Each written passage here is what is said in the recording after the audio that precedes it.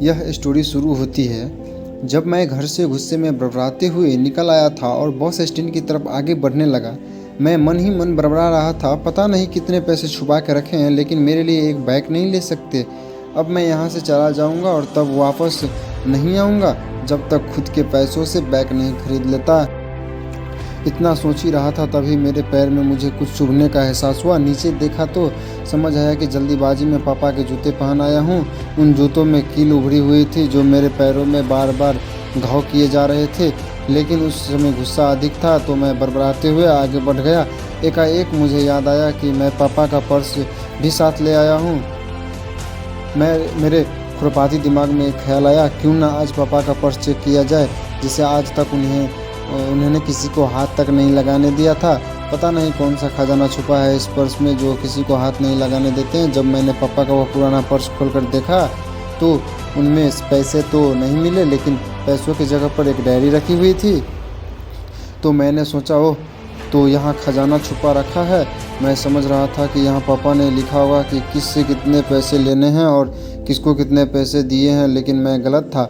जब मैंने उस छोटी सी डायरी का पहला पेज खोलकर देखा तो वहाँ पर जो लिखा था वह थोड़ा सीरियस कर देने वाला था। डायरी में जो लिखा था उसे पढ़ने के बाद मेरे चेहरे पर जो एक्सप्रेशन थे वो गायब हो चुके थे, क्योंकि डायरी में वैसा कुछ नहीं था जैसा मैं सोच रहा था।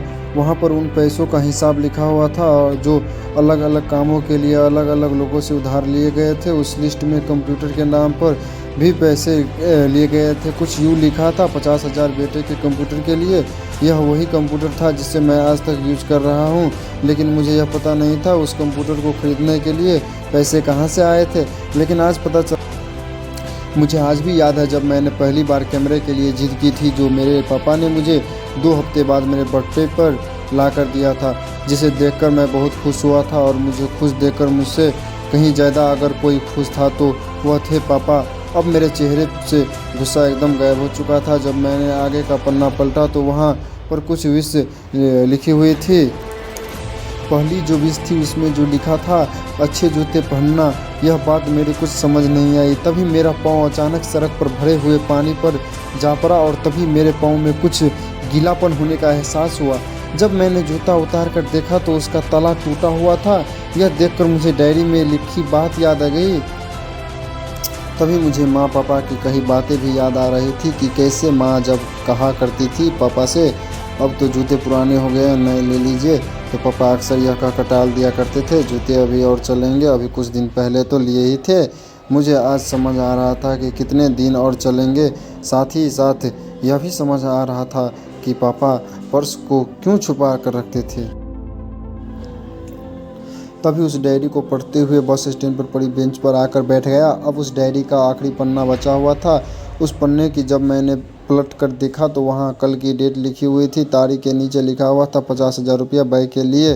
बस इतना पढ़ा और दिमाग सन रह गया। अब मेरे मन में कोई शिकवा गिला नहीं बचा था, बस मेरी आंखों से आंसू चले जा रहे थे। मुझे आज तक नहीं पता तब मैं क्यों रोए जा रहा था। अब मैं जल्दी से घर की तरफ भागा, लेकिन जूतों की वह कील पाँव में अब तक घाव बनने में कामयाब हो चुकी थी।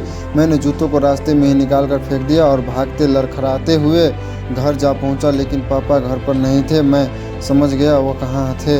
मैं सीधा पास वाली बाइक एजेंसी की तरफ भागा। पता नहीं आज कहाँ से इतनी ताकत आ गई थी कि मैं भागते हुए थक नहीं रहा था, और वह भी बिना जूते के नंगे पैर।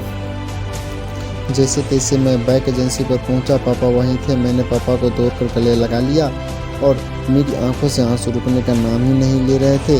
पापा को समझ नहीं पा रहे थे आखिर हो क्या रहा है, मैं क्यों रो रहा हूँ। मैंने पापा से कहा, पापा मुझे मोटरसाइकिल नहीं चाहिए, आप अपने लिए जूते ले लीजिए। अब आज से मैं जो भी करूँगा अपनी मेहनत से अपने बलबूते पर पढ़कर करूँगा। दोस्तों, बस इतनी सी थी ये कहानी। मैं आज आपसे कहना चाहूँगा, ठीक ऐसे ही होते हैं हमारे पिता। हम अक्सर देखते हैं कि हम अपनी माँ से हर बात शेयर करते हैं और माँ भी इसके बदले में हमें बहुत प्यार देती है, लेकिन एक शख्स ऐसा भी होता है जो हमें छुपा कर प्यार करता है, वो होते हैं हमारे पिता। यह परिवार में एकमात्र ऐसा व्यक्ति होता है जो अपने बच्चों से उन्हें बिना जताए छिपकर प्यार करता है। खुद की इच्छाओं को मारकर बच्चों के लिए सपने देखते हैं और उनकी खुशी में ही खुश हो जाता है। मुझे नहीं पता कि आप अपने पेरेंट्स की इज़्ज़त करते हो या नहीं, लेकिन अगर आपके पास पेरेंट्स है तो आप बहुत खुश नसीब हो, क्योंकि इस दुनिया में बहुत से लोगों को तो पेरेंट्स का प्यार भी नसीब नहीं होता। अंत में मैं यही कहना चाहूँगा कि माँ बाप की भावनाओं का सम्मान करना।